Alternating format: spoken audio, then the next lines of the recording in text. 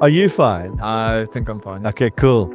So here we are. It's another beautiful Friday at Metisware, and we're coming to you live here in the YouTube land. I used to do work in radio. I still do work in radio.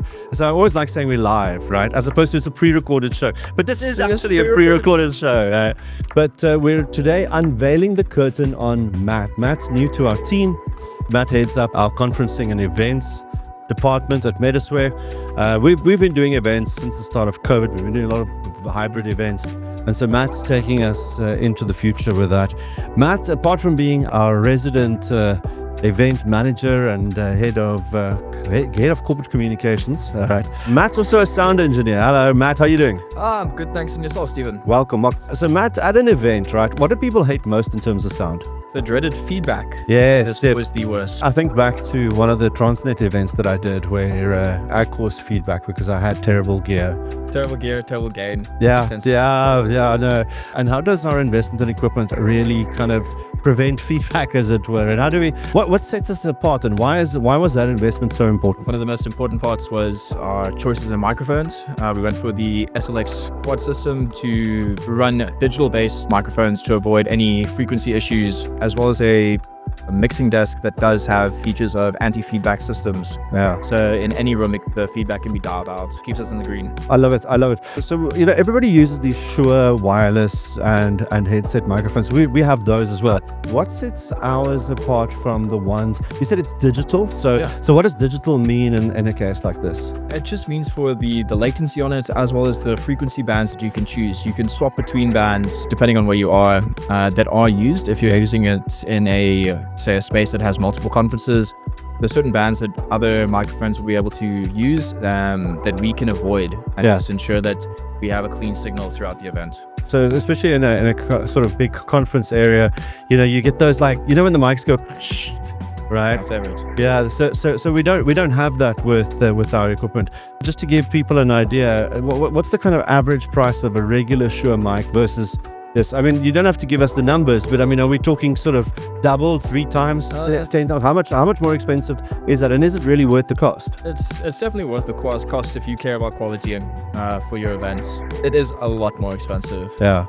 And that's why we did it. That's why we spent the money, because we believe that when we do an event for a customer, right, that we deliver to that kind of high level of quality. Tell me, Matt, what sets, just based off your experience working with us, what sets the Metisware events apart from the events that you've seen other people do? The biggest thing is our attention to detail for how we approach clients and how we make sure that the rooms are set up. Like neatness of cabling and just logical thinking on how we set up our cabling, and how we make sure everything kind of just seems wireless. Even our speakers, which are plugged in, no clients really get to see those, and we just take great pride in the order in which we set up these events and the communication that we do with our clients to make sure that they run smoothly. That's one of the key reasons why Matt works with us, is because he understands the Metisware ethos, the way that we run our events. So Matt, just if you had to think back to some of the events that we've recently done, right?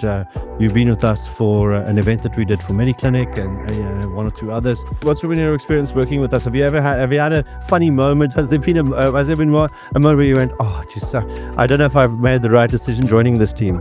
I mean, one of my favorite moments was figuring out the mic gain for a live stream event that we did. Yeah. Where everything was perfectly great, except for on the one computer that was managing itself by itself. It didn't have the correct settings, but we spent about 3 hours trying to figure out where this issue came from. Yeah. And where was it?